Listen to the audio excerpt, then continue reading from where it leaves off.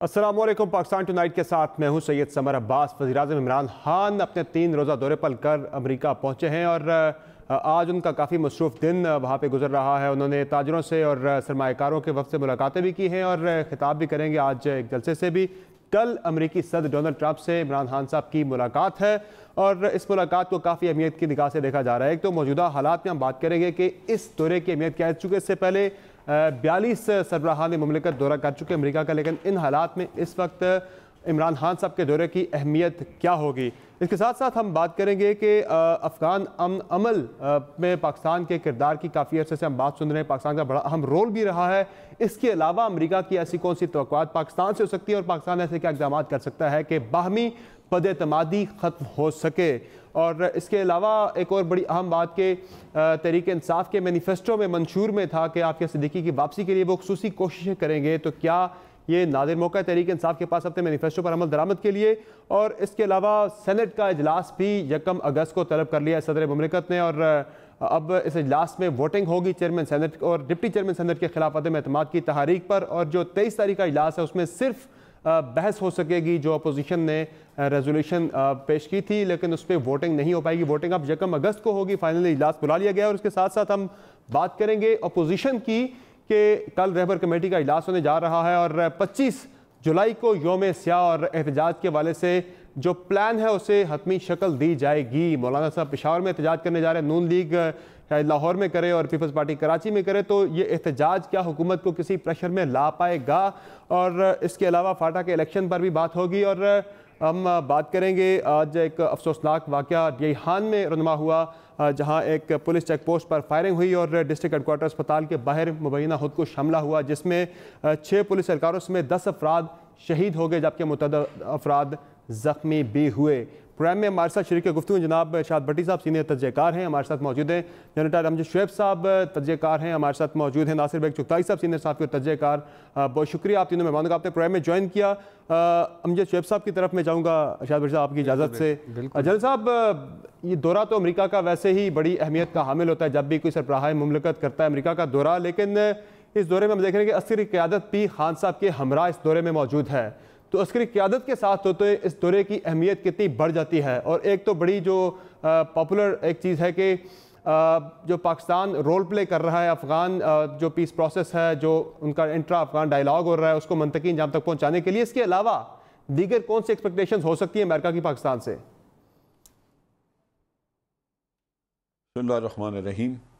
देखिए, ये चीज़ हमें जहन में रखनी चाहिए कि एक वक्त था जब हम इत्तेहादी थे, उस वक्त तो मिलिट्री के साथ बहुत ज़्यादा आपका डिफेंस में तावन था। हम इक्विपमेंट भी उनसे लेते थे और कोलिशन सपोर्ट फंड वगैरह लेते थे, हमारी इंटेलिजेंस शेयरिंग बड़ी थी। लेकिन अब वो दौर ख़त्म हो चुका है। मेरा नहीं ख्याल कि हम वापस जा सकते हैं उस तरह के ताल्लुक़ के लिए या उस तरह की पार्टनरशिप आपकी दोबारा बन सकती है। आज के हालात के मुताबिक जो कुछ भी आप देख रहे हैं ये रिवॉल्व करता है या इसका ताल्लुक़ वास्ता है आज अफ़गानिस्तान की उस सिचुएशन से जहां अमेरिका वहां से एक बाइज़्ज़त तरीके से बाहर आना चाहता है और वो भी एक लिमिटेड पीरियड में, यानी जो एक टाइमलाइन सामने नज़र आ रही है कि अगले इलेक्शन से पहले पहले ट्रंप वहाँ से अपने ट्रुप्स निकालना चाहता है।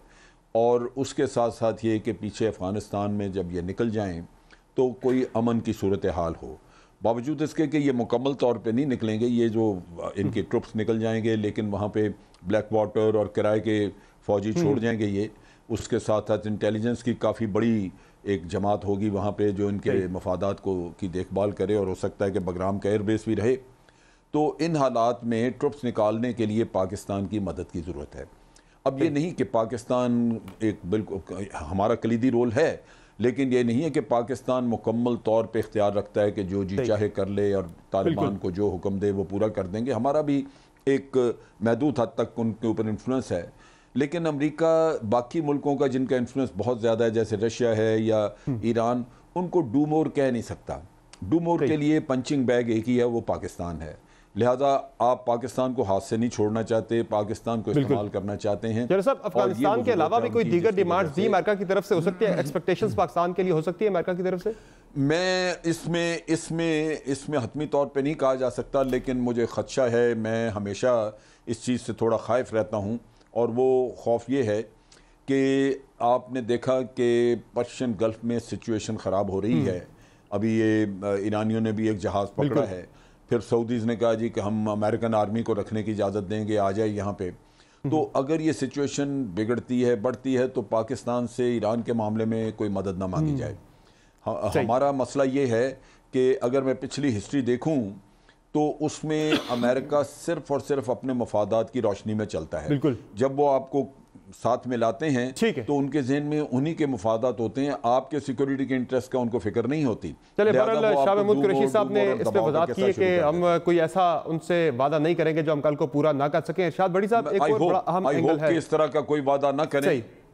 अपनी मजबूरी हमें बिल्कुल वाज़े सामने रखनी चाहिए ताकि कल को कोई हमसे वैसे तवक्को ना करे, उस तरह की तवक्कुआत ना रखे हमसे, और क्लैरिटी शुरू में होनी चाहिए। बदमज़गी पैदा होती है। इरशाद बड़ी साहब, इस दौरे का एक और बड़ा अहम एंगल है जो कि बहुत ज़्यादा वाइडली डिस्कस हो रहा है, वो है प्राइम मिनिस्टर की कमर्शियल फ़्लाइट से अमेरिका जाना और वो पूरा लाओ लश्कर लेके एक खुसूसी त्यारा लेके वहाँ ना जाना। इस पर भी मैं आपका तबसरा चाहूँगा कि आए, क्योंकि कुछ लोग इसकी भरपूर मुखालफत भी कर रहे हैं कि नहीं होना चाहिए था, वहाँ प्रोटोकॉल होना चाहिए था, मुल्क की डिग्निटी की बात होती है, लेकिन कुछ लोग इसकी बहुत ज़्यादा हमायत भी कर रहे हैं, सराह भी रहे इसको कि बड़ी अच्छा एक इकदाम है कि करोड़ रुपए के अंदर अंदर आप दौरा करके आ जाएंगे अमेरिका का। लेकिन इसके अलावा एक और अवामी अगर हम बात करें एंगल से, वो ये है कि PTI का मंशूर था कि आफिया सिद्दीकी को हम ले के आएंगे पाकिस्तान। ये उनका मंशूर था, पेज नंबर 24 पे उन्होंने लिखा था कि दीगर जो बाहर कैदी हैं उनको बिलखुसूस आफिया सिद्दीकी का तो नाम लिखा गया है। तो ये आपको लगता है कि इस पर कोई पेशरफ्त हो सकती है? खान साहब कर सकते हैं, क्योंकि वो बहुत ज़्यादा उठाया करते थे अपोजिशन में जब वो थे इस मामले। ये किस पेज पे लिखा हुआ है? पेज नंबर 24 है PTI के मंशूर का, और पेज नंबर 23 जो 323 पेज हैं वो पूरे हो गए कि चले ये तो एक उनका मौका है ना उनके पास। नहीं 11 महीनों में वो 23 पेजेस पे पूरे हो गए कि आप 24 पे पहुंच गए। चले एक जो उनके पास है मौका मिल रहा है। दूसरी बात, आप कमीन है, आप मुजारे हैं, भूखे नंगे हैं, आपकी औकात क्या है? पांचवा के चौथे नंबर पे पासपोर्ट है आपका पूरी दुनिया में। आप ये फौज ना होती आपके पास, अल्लाह का फजल ना होता, फौज ना होती, या थोड़ी जोग्राफिकल ये आपकी हैसियत ना होती, तो आपको तो कोई घास ना डालता। आप दहशतगर्दों की पनाहगाह आप मशहूर हैं, आप मशकूक हैं, 75,000 कुर्बानियाँ आप दे के, खरबों का नुकसान करके आप इस मुल्क को, आधी कौम को नफसियाती मरीज़ बना के, उनकी जंग लड़ के फ्रंट से और कामयाबी से लड़ के और शिकस्त देकर, एक दुश्मन को ना देखे हुए दुश्मन को शिकस्त देकर इस पाक फ़ौज के जवानों ने, इनके अफसरों ने, इन सिविलियन ने, रेंजर्स ने, पुलिस ने और हम आम ने कुर्बानियाँ, घर घर कुर्बानियाँ देकर उसके बाद भी आप मशकूक हैं। तो कुर्बानियां भी दे दी, हमने जंग भी जीत ली, तो फिर मुश्किल और दूसरी हमारी पॉलिसीज में हमारा जो सबसे बड़ा है ना, हमने गलती कर बैठे, हम गलती, अब ये लकीरें पीटने का फायदा तो नहीं, लेकिन हम गलती कर बैठे लियाकत अली खान साहब के दौर में कि सबसे पाकिस्तान बनने के बाद जो पहला ब्लंडर था वो था अमेरिका को जफ्फी मारना और रशिया को छोड़ना। करीब को छोड़ के हम वो दूर जाके अटलांटिक में जाके लटक गए। दूसरा, फिर हमारा अमेरिका से मुसलसल नथी रहना। फिर तीसरी बात है, हमने अमेरिका की जंगें लड़ी, वो भी आपको पता। फिर हमने अमेरिका ने हमें मशकूक समझा, वो भी पता। फिर डू मोर की डुगडुगी पे नचाता रहा। फिर जब भी वक्त आया, वो 7वीं बेड़ी बेरा हो या जब भी वक्त आया, वो मदद को नहीं आया, उसने मदद नहीं की। फिर दूसरी बात है, हम पर आए रोज पाबंदियां लगाई हैं उसने। ये ज़हन में, कभी कभी तो ये भी किया कि इनसे जो लेन देन करेंगे उन पे भी, उनको भी गिरफ्तार कर लें, उन पे भी। फिर हमारा सबसे बड़ा F-16 के हमने पैसे दिए, ना तैयारे मिले ना पैसे मिले। अमरीकी ज़राए अबलाग का फेवरेट है पाकिस्तान पंचिंग बैग के दहशतगर्द हैं। वो आपको पता है वो वकील ने क्या था कि $50 देकर पाकिस्तान से वो भी बेच देते हैं, मैं उसका नाम नहीं लेता, लेकिन वो भी उसमें बेच देते हैं। फिर झूठ प्रोपेगेंडा सारा हम पे। फिर सैकड़ों रेमंड डेविस आज भी हमारे इस मुल्क में मौजूद हैं। एक रेमंड डेविस को हमने किस तरह भुगता, अपोजिशन हुकूमत सारे इदारे पेज पे, और हमने तैयारे में बिठा के और कहा माई बाप चले जाओ। और फिर उसने भारत के साथ, पता है, भारत के खरबों डॉलर के मुआहदे और हमें लॉलीपॉप्स। फिर उसके बाद यानी जो ट्रंप का पहला ट्वीट आपको पता है वो क्या था कि आप सबक सिखाने का वक्त आ गया, पाकिस्तान को कोई बंदा बन जाए। पोम्पियो ने क्या कहा था? फिर शाह महमूद कुरैशी साहब ने तो कहा ना, थोड़ी तरजीहात तो बताइए ना कि हमारी तरजीहात मुख्तलिफ है माजी से, कि हम एड नहीं ट्रेड चाहते हैं। नहीं, देखिए ये नारे हैं, ये खूबसूरत नारे हैं, नारे बड़े अच्छे होते हैं। फिर ये हुआ कि जब इस हुकूमत आई तहरीक इंसाफ की, अनडाउटेबली इसने वो जो चीटिंग नहीं की, इस हुकूमत को एक प्लस पॉइंट था कि सिविल और मिलिट्री एक पेज पे थे। और अल्लाह करे अगली हुकूमत के साथ भी ऐसा, और अल्लाह करे अगली हुकूमत के साथ भी ऐसा, और मुझे खुशी हो रही है कि वहाँ भी इकट्ठे बैठेंगे।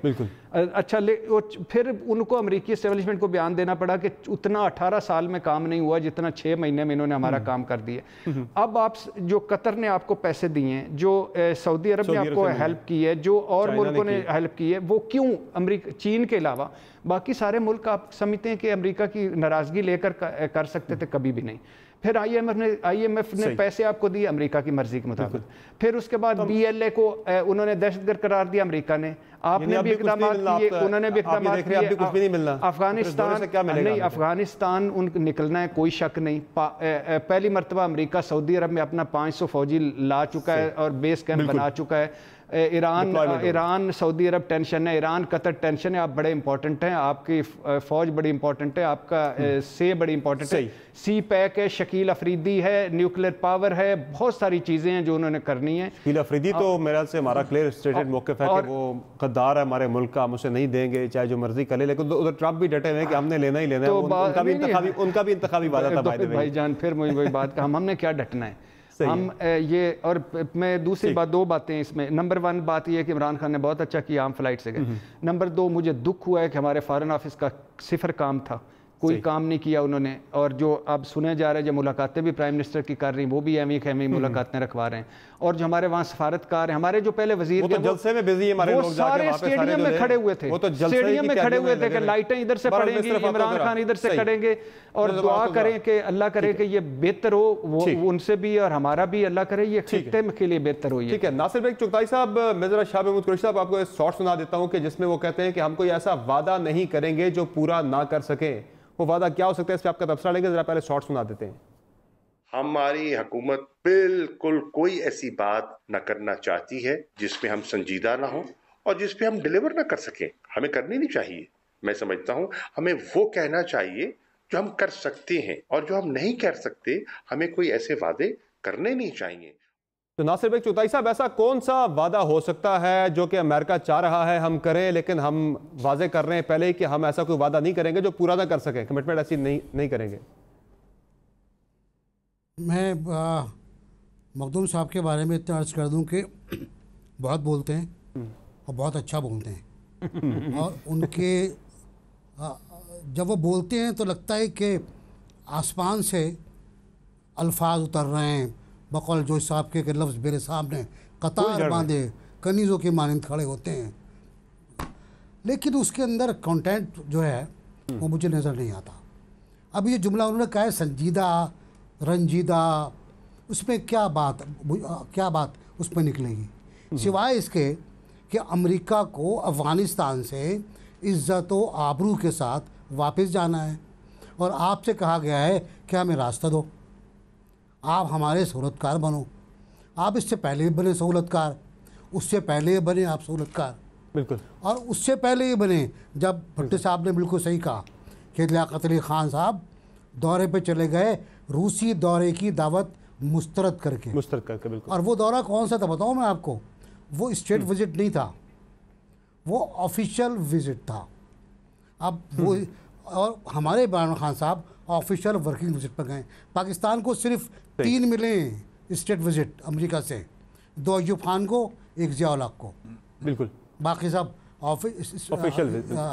ऑफिशियल विजिट थे या ऑफिशियल वर्किंग विजिट थे।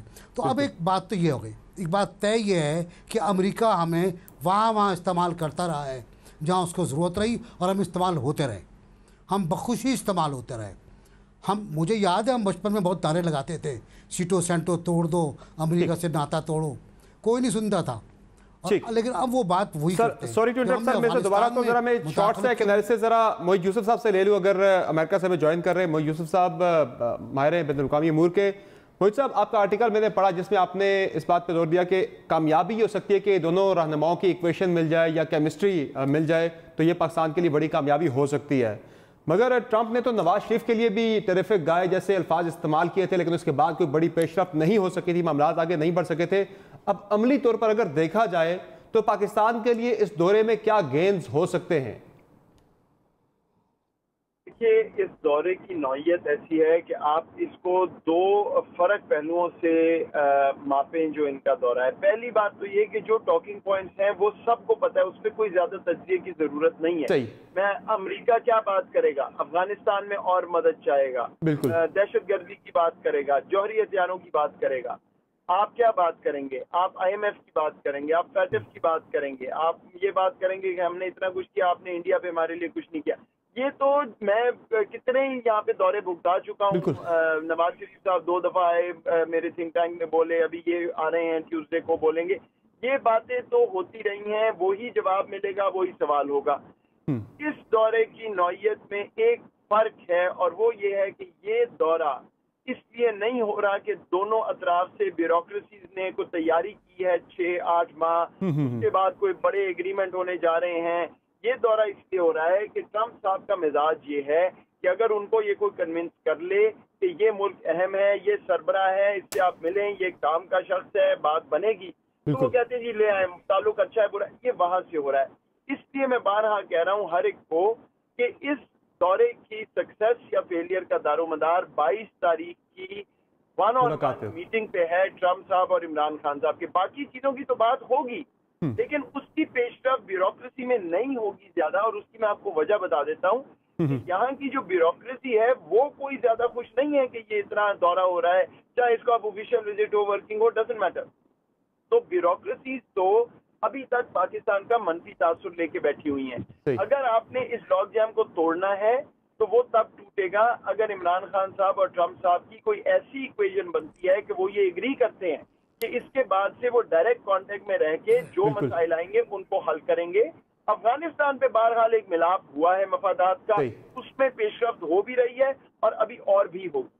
अच्छा, आर्मी चीफ भी इस दौरे में PM के हमरा है, जो कि इस दौरे की अहमियत मजीद बढ़ा देता है, तो इससे क्या फ़र्क पड़ेगा? मजीद हम क्या एक्सपेक्ट कर सकते हैं कि क्या बेहतरी आ सकती है? मजीद कोई expectation?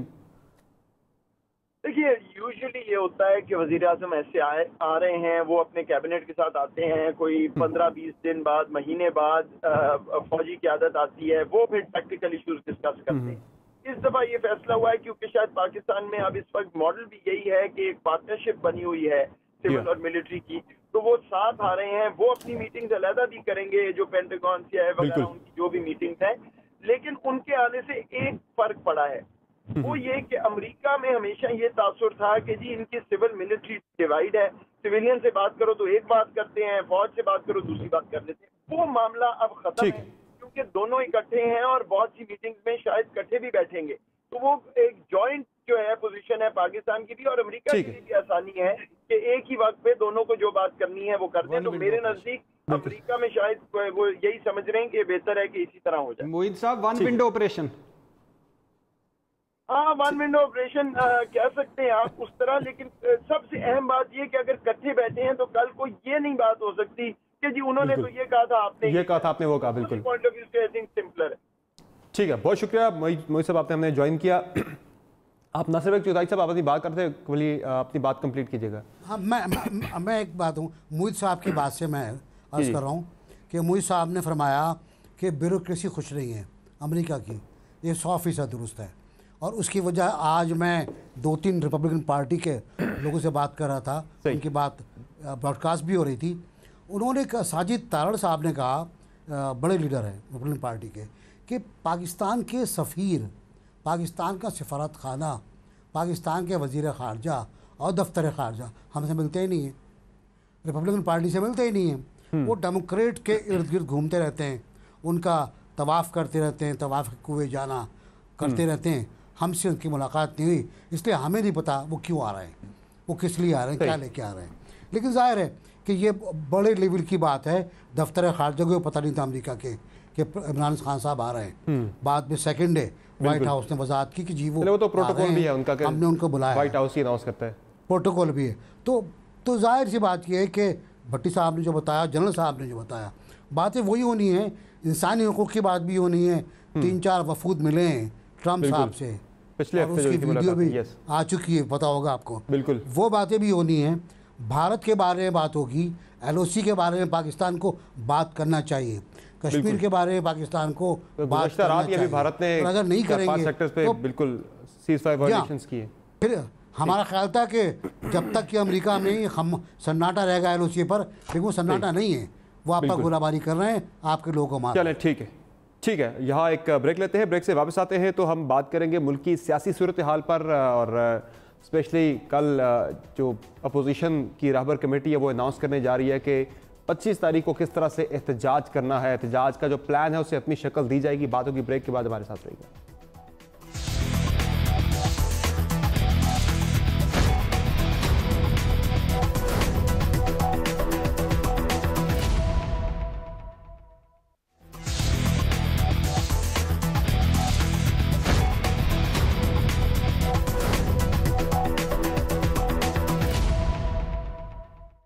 Welcome back the show. अब बात हो जाए मुल्क की अपोजिशन की कि जो 25 तारीख को यौम सियाह मनाने जा रही है, और तमाम सूबाई दारुल हुकूमतों में अपोजिशन की जमातें अलग अलग जलसे करेंगी, हुकूमत के खिलाफ एहतजाज भी करेंगी। और चूँकि 25 जुलाई को इलेक्शन हुए थे, 1 साल मुकम्मल हो गया है, तो अपोजिशन जो मानती है कि ये इलेक्शन जो है इसमें धांधली हुई थी और धांधली के खिलाफ वो एहतजाज करने जा रहे हैं।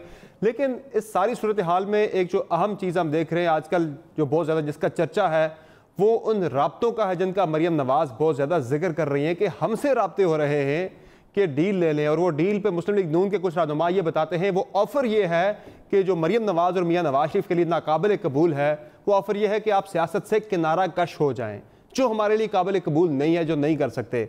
मरियम नवाज साहब का शॉर्ट भी सुना देते हैं, फिर जनरल साहब से इस पर तबसरा लेते हैं कि उनकी क्या राय है। इधर उधर से मैसेजेस मिलते हैं, आप उस मैसेज को रिस्पॉन्ड करते हैं या नहीं करते वो आपकी सवाबदीद है। और मैंने कल ये बहुत क्लियरली ये बात कर दी थी कि वो जो डील के लिए जो लवाजमात की ज़रूरत है वो सिलेक्टेड खान जैसा इंसान तो पूरा कर सकता है, लेकिन नवाज शरीफ, मरियम नवाज, मुस्लिम लीग नून जो है वो ना जमहूरियत की पीठ में छुरा घोंप सकते हैं, ना अवाम के एतमाद को ठेस पहुंचा सकते हैं, और ना ही हमारे असूल ये इजाजत। अब जनरल साहब, दूसरी तरफ खान साहब ये दावा करते हैं कि उन्हें मैसेजेस आ रहे हैं, उन्हें सिफारिशें करवाई जा रही हैं बैरून मुल्क से कि इन्हें एनआरओ दे दें, डील दे दें, जो कि वो कहते हैं कि मैं नहीं दूंगा किसी सूरत में। दो मुतजाद बयान दोनों तरफ से दावे किए जा रहे हैं, तो आपने कैसे इंटरप्रेट किया इस सिचुएशन को? कौन किसका दावा दुरुस्त है? देखिए जी, हो सकता है कि ये शरीफ फैमिली ने डायरेक्ट अप्रोच ना किया हो और बाहर से लोगों से कहलवाया या यहाँ से अपने करीबी रिश्तेदारों से अप्रोच किया। वो उनके लिए आसान है कि उसको डिसोन कर दें, उसका कहें जी हमें तो पता ही नहीं कि किसने कहा है, कौन कह रहा है, क्योंकि ख़ुद तो कांटेक्ट नहीं किया। लेकिन एक बात जहन में रखिए, जो मैंने इनकी सियासत को फॉलो किया है पिछले आप कह लीजिए कि 2-2.5 साल में, जब से ये किस्सा चला है, मैंने इतना झूठ बोलते हुए और किसी को नहीं देखा। झूठ सारे सियासतदान बोलते हैं, लेकिन जो ये झूठ बोलते हैं वो उसका कोई पैरेलल नहीं है। जैसा मुमकिन है कोई ऑफर आई भी हो तो सवाल ही पैदा नहीं होता, अल्लाह बेहतर जानता। लेकिन एक चीज़ वाज़ेह है कि जितने मैंने इनके झूठ सुने हैं, उसके बाद तो ये जहन कबूल नहीं करता कि इनकी किसी बात पे भी यकीन किया जाए। आप देख लें, इनकी तारीख भरी पड़ी है। अब ये जो इन्होंने ये जो एक वीडियो क्लिप का ड्रामा रचाया था अरशद मलिक के ख़िलाफ़, अब उसके भी आहिस्ता आहिस्ता जो उसके मुख्तलिफ चैप्टर्स हैं वो खुलते जा रहे हैं और नज़र आ रहा है कि साजिश इन्हीं की थी। इन्होंने जब तक साबित नहीं होता वो दावा ही है, जब तक साबित नहीं होता वो दावा ही रहेगा। नहीं, दावा आप थोड़ा सा खुद, अगर आप मैं बैठ के अगर आपस में बात करते हैं तो उसमें आप जायज़ा लें कि जो आपको वीडियो क्लिप्स दिखाई हैं वो दिखाई हैं इन्होंने जजमेंट के आने के बाद के वाक़यात के जी, जजमेंट के आने के बाद उसने ये कहा वो कहा। सही। लेकिन एक चीज़ वाज़ेह है, उसमें नज़र आता है कि भाई इनका आना जाना ताल्लुक वास्ता था, तो ताल्लुक वास्ता तो इंसान जजमेंट के आने से पहले इस्तेमाल करता है ना, बाद का तो नहीं करता। बिल्कुल। अगर आपके इन्फ्लुएंस उस पर था जज पे, जहां आपने खुद अपना केस वहां लगवाया उसके वो तो उस पे तो फिर नून लीग भी कहती है कि अगर हमने इतना ब्लैकमेल किया होता, जज हमारी ब्लैकमेलिंग में आ चुका होता तो हमारे खिलाफ फैसला ही ना देता। वो तो चले दोनों तरफ से एक ही जैसे दावे। ठीक, नहीं हुआ क्या है, हुआ ये है कि जज साहब की जो वीडियो है वो इनको मिली रमजान के पहले हफ्ते में, रमजान के करीब मिली है इनको। तो ब्लैकमेल तो बाद में शुरू हुई, उससे पहले तो वो वीडियो थी नहीं कहीं। वो जो सौदागर आए पीपल्स पार्टी वाले और लेके आए कि जी इसको खरीद लें, तो वो जो सौदेबाजी हुई वो बाद में हुई, पहले वो वीडियो का वहीं कहीं वजूद ही नहीं था, वो थी नहीं। लेकिन ये है कि ये जो उससे पहले की बात है वो आपको ये नहीं कभी बताएंगे। वो मेरा ख्याल है हुकूमत शायद FIA जो तहकीकात कर रही है उसके बाद वो बताएं। सुप्रीम कोर्ट पे मामला भी है, इनका ये कहना मैं समझता हूँ कि ये बुरी तरह फंसे हुए। अगर ये इतने ही मैं समझता हूँ, अगर आप समझते हैं कि इतना ही असूल पे कायम थे और इनका केस असूल पे था और ये बिल्कुल बेगुनाह थे, तो फिर ये जज वाला ड्रामा करने की वैसे भी जरूरत नहीं थी। तो मेरा ख्याल है इनकी बातों पे वो अपने बयानियों को एंडोर्स करने के लिए इन्होंने किया, वो जो भी करना चाहते हैं ये जल्द नजर आ जाएंगे। ये बड़े शौक से ठीक है जलसे करना चाहते हैं, बड़े शौक से करें। मेरा नहीं ख्याल अगर पुरअमन जलसे से किसी की सेहत पे असर पड़ता है, ना हुकूमत हिलेगी ना कोई और होगा। ठीक है, अब भट्टी साहब मामला ये है, चलती रहेंगी। ठीक है भट्टी साहब मामला ये है कि जलसे पुरअमन करें या जैसे भी करें, आपको नहीं लगता कि जो इंतज़ामिया है पंजाब के अंदर वो खुद से एक हवा दे रही है सारे मामले को? मरीम नवाज़ अगर रैली निकाल रही है तो निकालने दें, वो बिला वजह एक मामले को इतनी हाइप दे दी जाती है कि वो जलसा छोटा भी हो वो इतना बड़ा इशू बन जाता है हमारे मुल्क के अंदर। वो कुछ हो सकते हैं ऐसे एलिमेंट्स ना, ज़रा ब्यूरोक्रेसी के अंदर पेनिट्रेशन तो बहुत ज़्यादा PMLN की है जो इनडायरेक्टली शायद फेवर दे रहे हो। पहली बात तो ये कि जो मरीम साहबा के मुंह से निकला है ना, जमहूरियत की पीठ, हाँ आवाम की मोहब्बत और हमारे असूल, यानी मुझे बड़ा हैरान होता है। मैं सोचता हूँ कि कितना पक्का मुंह करके ये झूठ बोलते हैं और गोडे गिट्टे मिला के। यानी सम टाइम मैं अपने बच्चों से ना एक बात गलत करते हुए ना मुझे बड़ी अंदर से शर्मिंदगी, गिल्टी फीलिंग हो रही है। ये सुबह शाम दोपहर करते हैं मुनाफकतें। अभी मुझे किसी ने ट्वीट भेजा कि नवाज शरीफ साहब, जनरल राहील शरीफ साहब और फौजी क़यादत तियारे पे जा रहे हैं, और मरीम नवाज का ट्वीट है कि पाकिस्तान एंड सिविल मिलिट्री एक पेज पर एक प्लेन में और गो हेड मुल्क को आगे ले जा रहे हैं। इमरान खान के बारे में वो कह रही थी कि वो जा रहा है कि वो जा रहा है, वो चला रहा है कि वो चला रहा है। यानी ये मुनाफकत। दूसरी बात है कि वो जो मुझे वीडियो एक में फ़िक्रा बोलते जो, यानी मरीम नवाज साहबा ने ये तो हमें बताया अपनी वीडियो बरी प्रेस कॉन्फ्रेंस में कि नासिर भट्ट मिले थे और उन्होंने कहा था कि मेरा ज़मीर मुलामत कर रहा है, डरावने ख्वाब आ रहे हैं। पता नहीं, मैं तो अब तक डर रहा हूँ कि किसी दिन बशीर साहब को भी डरावने ख्वाब ना आने शुरू हो जाए। लेकिन ज़मीर मुलामत कर रहा है उनके पास आ गया और मैं अब आ गया हूँ, मैं अदालत में आ गया हूँ। फादर नासिर भट्ट की मैंने आके वहाँ अपना वो कन्फेस करना होता है, वो जो करते हैं इतराफ़ जुर्म मैं कर रहा हूँ। और मैं बड़ा मरीम साहबा ने ये नहीं बताया कि मेरा भाई जो वालदा साहबा के जनाजे पे भी नहीं आया, जो बाप की गवाही देने भी नहीं आया, गैर मुल्की निकला, जो बाप की जेल और मेरी जेल पे भी नहीं आया, वो लंदन से रमज़ान मुबारक में मदीना पाक आए और जायज साहब से डीलें फरमा रहे थे। और 27 रमज़ान मुबारक जब लोग इबादतें कर रहे थे वो ये इबादत कर रहे थे, हुसैन नवाज साहब।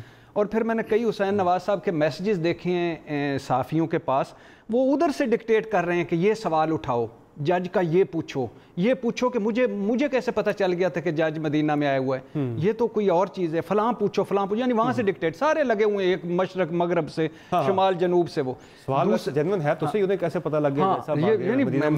हाँ, तो वो यानी बड़ा जेन्युइन, ये टेलीपैथी होती है, ये होता है वो जो टेलीपैथी जो फराद अली तैमूर की सस्पेंस डाइजेस्ट में थी। अच्छा, दूसरी बात, यानी ये मरीम साहबा नहीं बताया कि जो गॉड फादर साहब हैं या नवाज शरीफ साहब, वो जज साहब को जाती उम्र में चाय पिला के जा चुके हैं, चाय समोसा खिला चुके हैं। यानी हैरानगी की बात है। दूसरी बात यह कि मैं रिक्वेस्ट करूंगा इमरान खान हुकूमत से कि इमरान खान ने कहा था कि जब भी अपोजिशन कोई इhtजाज करेगी मैं कंटेनर दूंगा, मैं खाना दूंगा। तो ये जो जब जरदारी साहब आते हैं फॉर एग्जांपल, जब बिलावल आते हैं, जब मरियम आती है, ये कौम अगर अपने लूटने वालों को हार पहनाना चाहती, वो कहता है स्टॉकहोम सिंड्रोम, अपने ही अगवाकार से मोहब्बत हो जाना, अपने ही कातिल से लव यू लेकिन ये इंतजामिया रुकावटें डाल के ये नहीं करना चाहिए, प्लीज नहीं, ये खराब नहीं कर रही सारे मामले को। खुद बेनज़ीर भुट्टो ने एक हम पे जुल्म किया था, वो जुल्म ये किया था कि ये अच्छा खासा इनडायरेक्टली फेवर तो नहीं कर रहे, अच्छा खासा एक कारोबारी आदमी थे मियां मोहम्मद नवाज शरीफ, CM पंजाब थे, उधर ही उन्होंने मुक जाना था। बेनज़ीर भुट्टो ने उनके साथ आडा लगा के उनको नेशनल लेवल का लीडर बना दिया। जतोई साहब माइनस हो गए, जुनेजो साहब माइनस हो गए, लगारी साहब माइनस हो गए, सारे अंकल माइनस हो गए। और नवाज शरीफ साहब पैसे और दोस्त धांधली के दौर पे आ गए। इमरान खान साहब की 126 दिन धरना दिया, लॉकडाउन किया, सबसे ज्यादा जलसे किए, एहतजाज किए, उन्हें तो खुद कहा करते थे जलसे जुलूस करना जमहूरियत में आपका हक है। नहीं वो दूसरे एंगल से मैं कह रहा हूँ कि जब उन्होंने बेनज़ीर भुट्टो ने नवाज शरीफ को लीडर बना दिया, इन्होंने घेर घार के मरियम नवाज साहबा को लीडर बना देना है और हम पे एक और मुसल्लत कर देना है। पहले वो बिलावल साहब के साथ एंगेज कर गए इमरान खान साहब। देखिए जब हुकूमत होती है अब बड़े होते हैं, आप दें कहें कि रोज़ाना बताएं, रोज़ाना गुजरांवाला, मुल्तान, बक, सखर, मंडी, जिधर जिधर जलसे करने करते रहो, क्या फ़र्क पड़ता है जलसों से?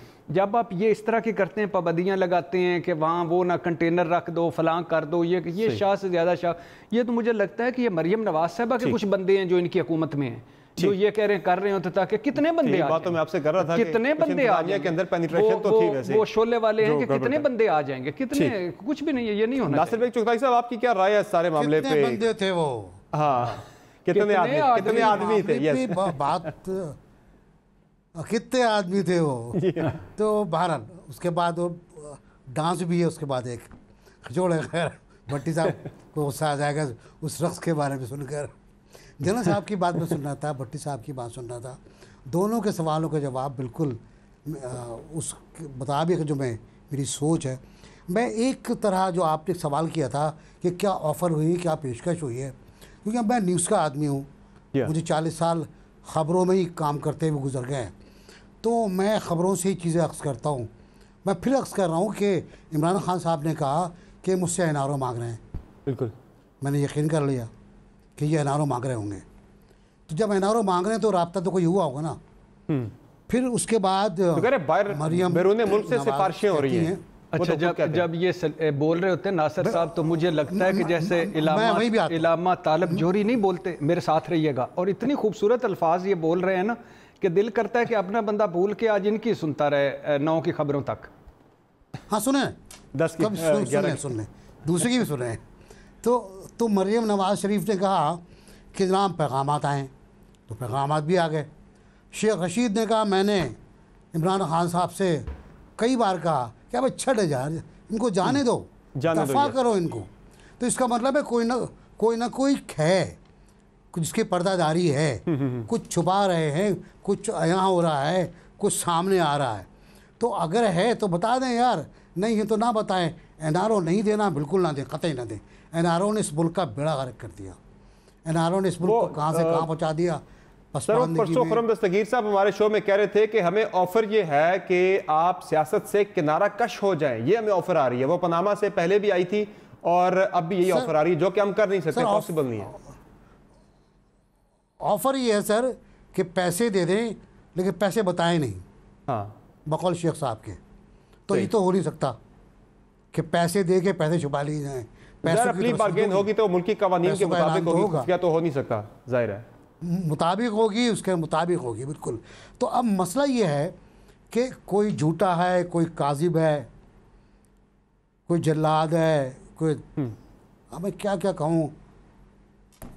इस मुल्क के साथ जो हम कर रहे हैं, जो करते रहे हैं, हमारे बच्चे भी सुन के आजिज़ आ गए हैं।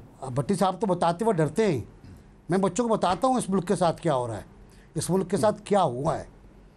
मौलवी तमीज़ुद्दीन खान से लेकर आज तक जो कुछ इस मुल्क के साथ हुआ है वो मुझे पता है, आपको ही पता है। और हम मातमी करते रहे, गला घोंटते रहे अपना एक दूसरे का। हम लोगों के आने जाने पर तालियां बजाते रहे हैं। कोई नया आता है तो उसके लिए हम ताली बजाते हैं, जो चला जाता है उसको हम गाली देते हैं। हमारा करैक्टर यही हो गया है। मुशर्रफ गया, हमने तालियां बजाई, मिठाई बांट दी। फिर मुशर्रफ से कहा तू भी चला जा, फिर नवाज शरीफ से कहा तुम भी जाओ। हम कहीं टिकते नहीं हैं। हम जमहूरियत की बात करते हैं, हमारा रवैया जमहूरी नहीं है। हम आमरीत की बात करते हैं, हमारा रवैया आमराना में नहीं है। हम पता नहीं कहाँ खड़े हैं। पहले हमें अपने किरदार को चेक करना होगा, अपने करैक्टर को देखना होगा कि हमारे कौमी तकाजे क्या हैं, हम किस तरह बात कर रहे हैं, किस अंदाज में बात कर रहे हैं, हमारी बात में कितनी आग है, कितना वज़न है, कितने दलाइल हैं। हम कभी किसी के गुलाम बन जाते हैं, कभी किसी को हम लगान देने लगते हैं। अब हम फिर बात करने चले गए और फिर हम गाना गाते वापस आ जाएंगे, आप फिर से मुझे छोड़ के जाने के लिए। तो सूरत हाल ये है, हमें वाक़तन रिफॉर्म्स की ज़रूरत है, ख़तरनाक रिफॉर्म्स की ज़रूरत है, चाहे वो कोई भी करे। वो फैसल वाडा वाली रिफॉर्म्स या इस्लाहात ना हो जो वो टांगने वाली बात कर रहे हैं। 50,000 वाली चाहिए। अच्छा, यानी फैसल वाडा की है, उन्होंने 5 का है तो चुगताई साहब ने 50 कर दी है। अच्छा, बढ़ा दिया। और 50 अगर हो गए तो मैं और आप भी नहीं बचेंगे, 50 में तो आ ही जाएंगे। क्यों जनरल साहब, आप इस राय से इत्तेफाक करते हैं? जी जी, आप इस राय से क्या करते हैं? कोई टांगने की, कोई कानूनी रास्ता बेहतर है, कानूनी रास्ता बेहतर है, लेकिन इसके लिए जरूरत थी कि आप अपने अदारों को पहले रिफॉर्म करते, उनको ठीक करते अपने अदारों को। आज आप नैब को देख लीजिए कि नैब ने कितने केसेस, रोज एक आध मुकदमा खुल जाता है, बिल्कुल सजा एक में भी नहीं हुई। नवाज शरीफ साहब वाला केस था, वो नैब ने इन्वेस्टिगेट ही नहीं किया था, वो GIT ने इन्वेस्टिगेट किया, सुप्रीम कोर्ट ने केस चलाया और उन्होंने कहा जी रेफरेंस बना के आगे दे दें। तो नैब ने वो भी सही तरह मुकदमा नहीं लड़ा, जो उनकी प्रोसिक्यूशन थी वो यानी जब साहब इदारे दुरुस्त करने की जरूरत है, बिलखुसूस जो एहतसाब के इदारे हैं, जो हमारे इंसाफ के इदारे, बाहर रिफॉर्म्स होनी चाहिए। अदारे बर्बाद हैं, जरूरत पड़ेगी ही नहीं। हर अदारे में इनके लोग बैठे हुए हैं और हर अदारे में इनके लोग बैठे हुए हैं, इन्वेस्टिगेशन करने वाले इनके बंदे हैं, पहले जाति उभरा जाने वाले जो जज हैं उनको रोकें। चले ब्रेक लेते हैं, ब्रेक से वापस आएंगे तो 25 तारीख को यौम स्याह और सेनेट के अंदर जो कार्रवाई होने जा रही है, चेयरमैन सेनेट और डिप्टी चेयरमैन सेनेट के खिलाफ यकम को तहरीक अदम एतमाद आने वाली बातों की ब्रेक के बाद हमारे साथ रहेगा।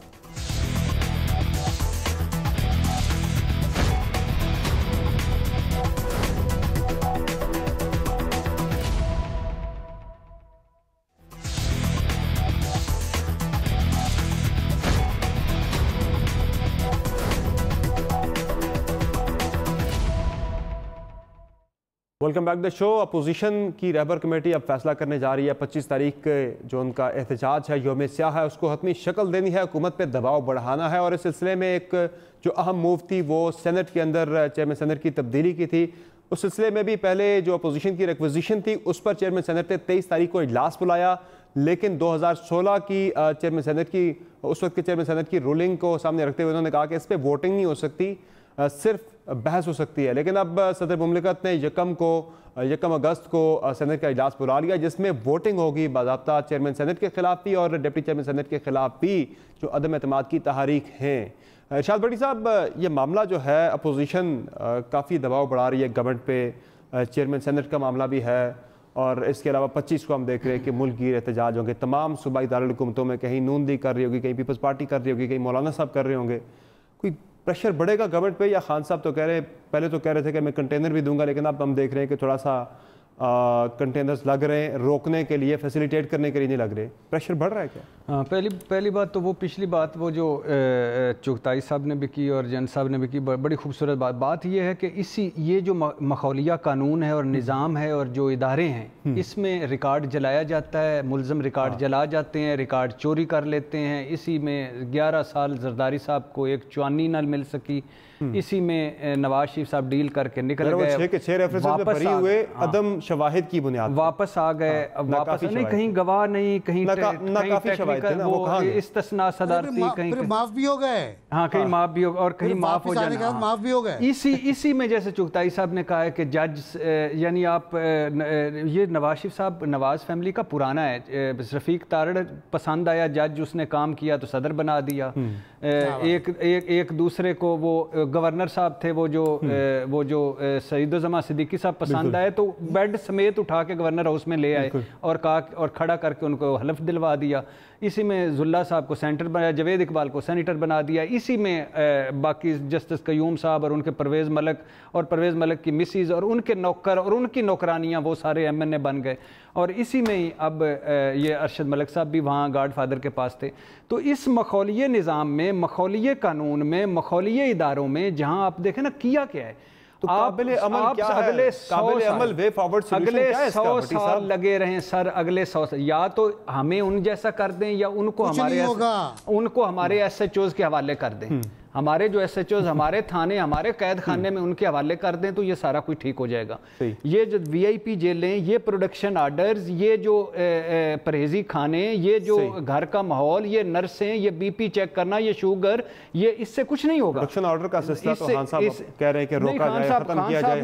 खान साहब ने तो 70 साल तारीख में पहली मरतबा कोट लखपत के कैदी को PEC का चेयरमैन बनाया, किसी हुकूमत ने नहीं बनाया, ये खान साहब का काम।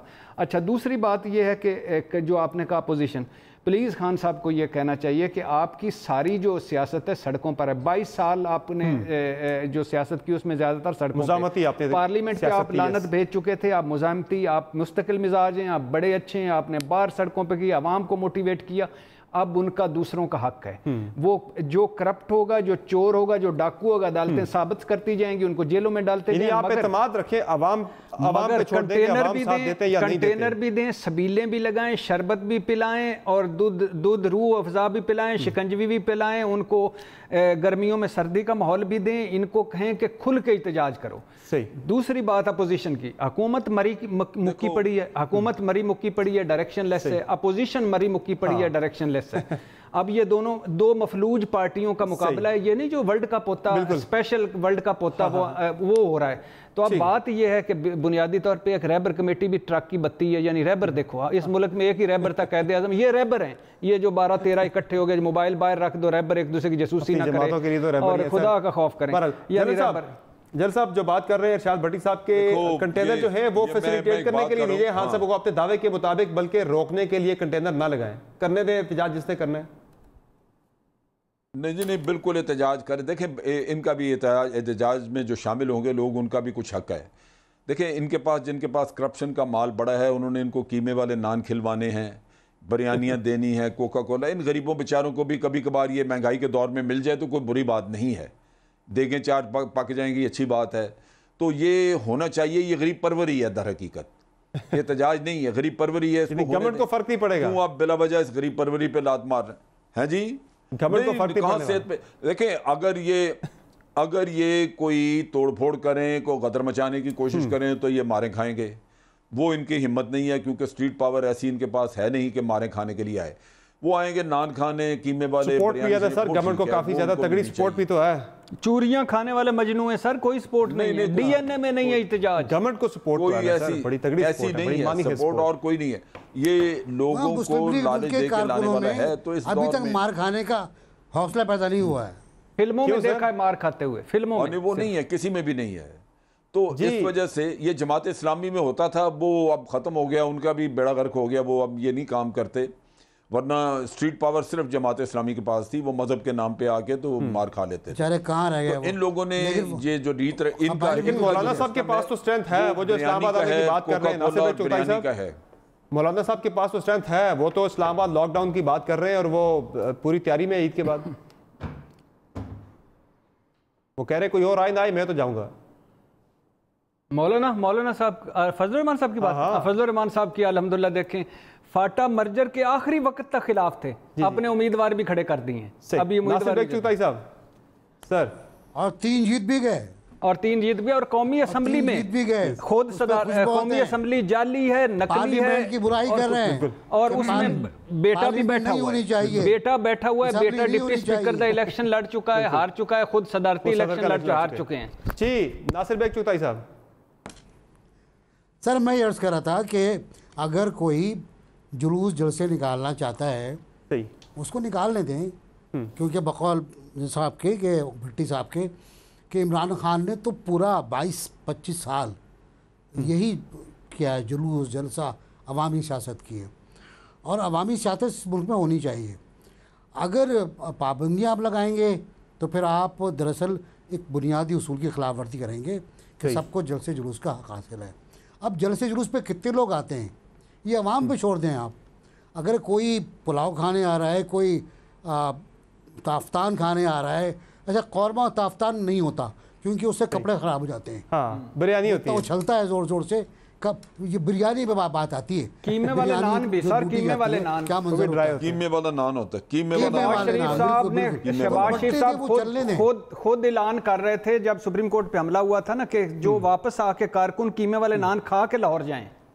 सही है, बहरहाल चले, ये बात बड़ी अहम है और हमारे जो तज्ज़ेकार हैं वो भी इस बात पे एग्री है कि इमरान खान साहब को अगर अपोजिशन एहतजाज की तरफ जाती है तो किसी किस्म की रोक टोक नहीं होनी चाहिए, कंटेनर लगा के रोकना नहीं चाहिए, बल्कि कंटेनर देना चाहिए जिसका खान साहब ने वादा किया था, और खाना भी देना चाहिए और देखना चाहिए, अवाम पे छोड़ना चाहिए कि अवाम अपोजिशन का साथ देते हैं या नहीं। चूंकि खान साहब की अपनी 22 साल तहरीक जो है जदोजहद सियासी, वो ज़्यादा मुजाहमती रही, ज़्यादा वो सड़कों पर रही है, तो अब अपोजिशन अगर सड़कों पर आना चाहती है तो उसे भी रोक टोक नहीं होनी चाहिए। आज के शो में इतना ही, आपके फीडबैक का इंतजार है। इजाज़त दीजिए, अल्लाह हाफ़िज़।